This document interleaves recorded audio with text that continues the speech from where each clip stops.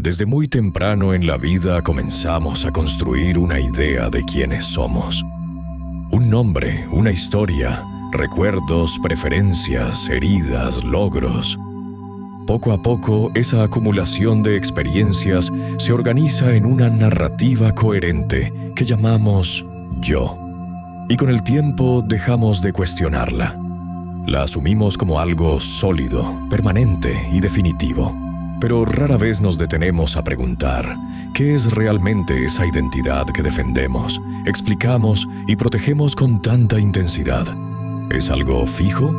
¿Es algo que existe por sí mismo?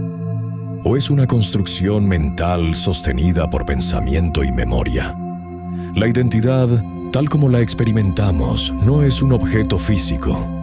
No puede señalarse en el cuerpo ni encontrarse en un órgano específico. Es una sensación psicológica de continuidad. Es la impresión de ser alguien concreto a lo largo del tiempo.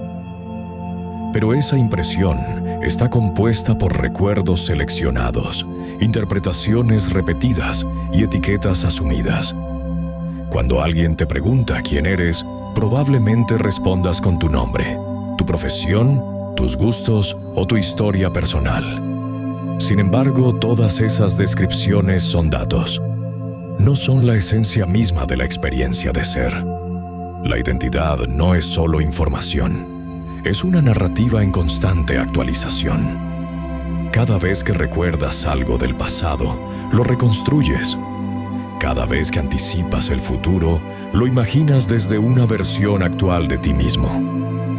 La mente organiza todo en una línea coherente para mantener la sensación de continuidad. Esa continuidad genera estabilidad, pero también puede generar rigidez. Si la identidad se vuelve demasiado sólida, comienzas a reaccionar no desde el presente, sino desde la imagen que sostienes de ti mismo. Si alguien cuestiona una opinión, no solo se debate una idea, se percibe una amenaza a la identidad. Si algo contradice la narrativa interna, surge incomodidad. La defensa no siempre es consciente, pero es constante. Aquí aparece una pregunta crucial. Si la identidad necesita ser defendida, ¿es realmente tan sólida como parece? La identidad psicológica se construye a partir de pensamientos repetidos. Pensamientos sobre quién eres, qué mereces, qué puedes hacer, qué no puedes hacer.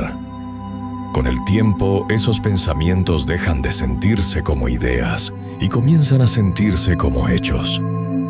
Pero un pensamiento, por repetido que sea, sigue siendo un pensamiento. La mayoría de las personas nunca observa directamente el proceso de construcción de su identidad. Simplemente vive dentro de él. Se identifica con cada pensamiento que aparece. Si surge una idea de insuficiencia, se siente insuficiente. Si surge un recuerdo doloroso, se convierte momentáneamente en esa herida. La identidad parece estable porque el pensamiento es constante. Sin embargo, existe algo más sutil: la capacidad de observar esos pensamientos. Puedes notar que estás pensando. Puedes notar que una idea sobre ti mismo ha surgido. Puedes notar que una emoción está coloreando tu autoimagen. Esa capacidad de observación introduce una separación mínima pero profunda. Si puedes observar un pensamiento sobre ti, entonces no eres exactamente ese pensamiento. Si puedes notar una emoción que afecta tu autoimagen, entonces hay algo en ti que no está completamente fusionado con esa emoción. Ahí comienza la exploración real. La identidad que se observa es diferente de la identidad que se narra. La primera es consciente, la segunda es automática. La identidad narrada depende del pasado. Se apoya en recuerdos seleccionados y en interpretaciones antiguas. La identidad observada surge en el presente. Es el acto de notar lo que aparece, sin convertirlo inmediatamente en definición permanente. Cuando alguien dice, yo soy así, generalmente está afirmando una conclusión repetida. Pero esa conclusión se basa en experiencias pasadas. Es posible que lo que llamas "así soy" sea simplemente una interpretación reforzada.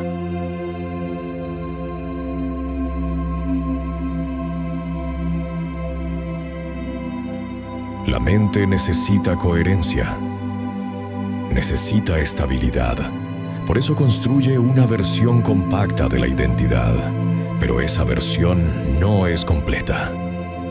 Es parcial. Y al ser parcial, puede ser limitante. Cuando comienzas a observar la identidad en acción, notas algo interesante. Cambia según el contexto. En un entorno laboral puedes sentirte seguro y competente. En una situación social distinta puedes sentirte inseguro. ¿Cuál es la verdadera identidad? ¿La segura o la insegura? Ambas son estados temporales. La identidad psicológica no es una entidad fija.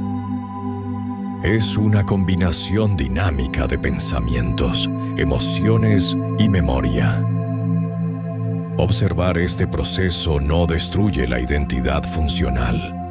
Sigues teniendo nombre, responsabilidades y preferencias, pero debilita la creencia de que la narrativa interna es absoluta. La mayoría del sufrimiento interno surge cuando la identidad se vuelve rígida, cuando te aferras a una imagen específica de quién deberías ser, cuando intentas sostener una coherencia forzada, incluso cuando la experiencia presente sugiere cambio. Si te identificas completamente con la idea de ser fuerte, cualquier momento de vulnerabilidad se siente como fracaso.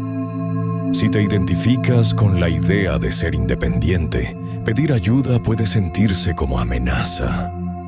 La rigidez no proviene del hecho en sí, sino de la imagen que intentas proteger. La identidad observada permite flexibilidad.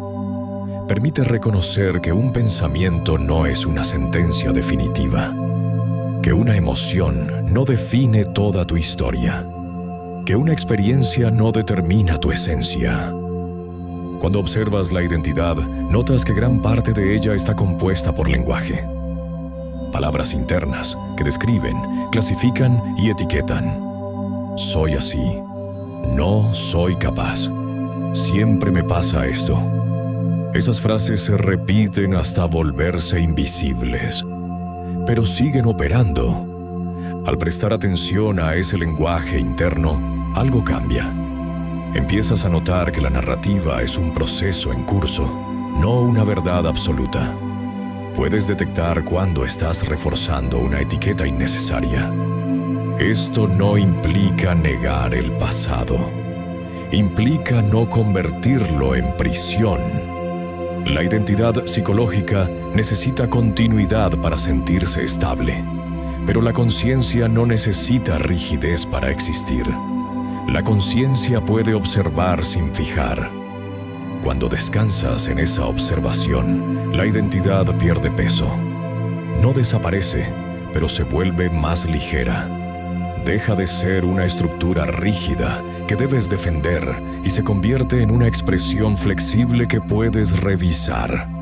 Muchos temen cuestionar su identidad porque creen que perderán estabilidad. Pero lo que se pierde es rigidez, no coherencia. Lo que se disuelve es la ilusión de que eres únicamente tu historia. Cuando observas la identidad en silencio, descubres que hay algo anterior al pensamiento. Algo que no necesita narrarse para existir. Una presencia simple que nota pensamientos, emociones y recuerdos sin quedar completamente atrapada en ellos. Esa presencia no es una idea nueva. No es otra etiqueta. Es la experiencia directa de ser consciente. Cuando descansas en esa conciencia, la identidad narrada se vuelve secundaria. Puedes usarla cuando sea funcional, pero ya no dependes completamente de ella para sentir que existes. Esto introduce una forma distinta de libertad.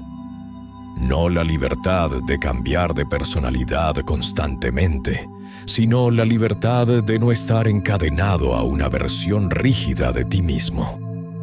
Si hoy te sientes diferente a como te sentías hace años, ¿cuál es el verdadero tú? ¿El que fue antes, el que es ahora o el que será mañana? La identidad cambia con el tiempo. Lo que permanece es la capacidad de notar esos cambios. Esa capacidad es más estable que cualquier narrativa. La identidad que se observa no se aferra. Permite evolución. Permite que una creencia antigua sea reemplazada. Permite que una interpretación se refine. Permite que el pasado sea comprendido sin ser repetido constantemente. Cuando la identidad deja de ser una prisión narrativa, la experiencia se vuelve más abierta. Las decisiones ya no se toman exclusivamente desde la imagen que intentas sostener, sino desde la claridad del momento presente.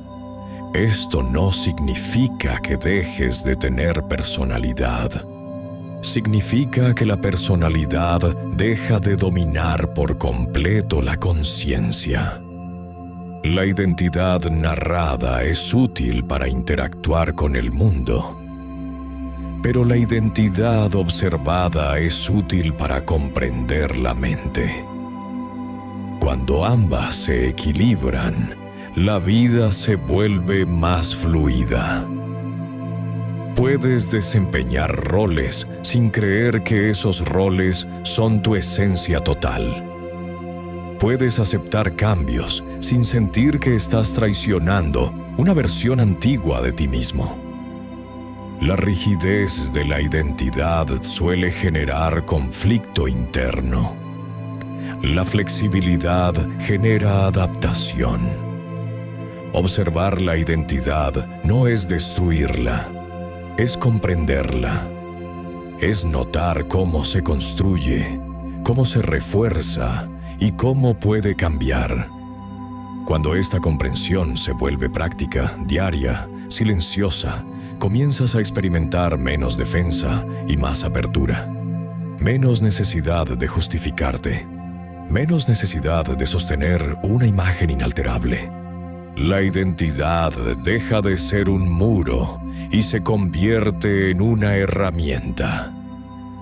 Y cuando la identidad se convierte en herramienta, la conciencia se vuelve más amplia. No eres únicamente el conjunto de pensamientos que describen tu historia. No eres únicamente las emociones que surgen en determinadas circunstancias. No eres únicamente los recuerdos que te definen. Eres también aquello que puede observar todo eso. Esa comprensión no es intelectual, es experiencial, se siente como espacio interno, como amplitud, como estabilidad que no depende de mantener una narrativa constante. Ahí comienza una transformación silenciosa. La identidad sigue existiendo, pero ya no gobierna por completo. La conciencia la acompaña, la revisa, la flexibiliza, y en esa flexibilidad surge libertad interior. No eres lo que crees ser. Eres aquello que puede notar lo que crees ser. Cuando esta comprensión se integra, la experiencia se vuelve menos rígida, menos reactiva y más consciente. La identidad que se observa ya no necesita defensa constante. Y en esa ausencia de defensa aparece la paz.